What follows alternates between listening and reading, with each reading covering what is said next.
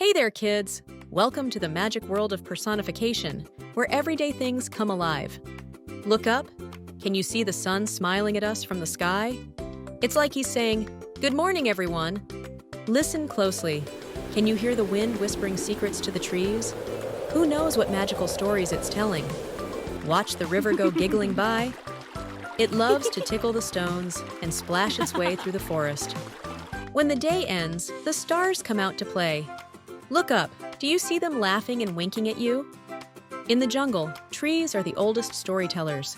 They stand tall and say, "We've seen it all," while shaking their leafy hair. Wasn't that amazing? In the world of personification, imagination helps everything come alive. So next time you're outside, see what you can hear and see.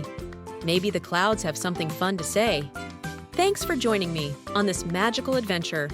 Remember, imagination makes everything around us more fun and exciting. Until next time, keep seeing the magic everywhere.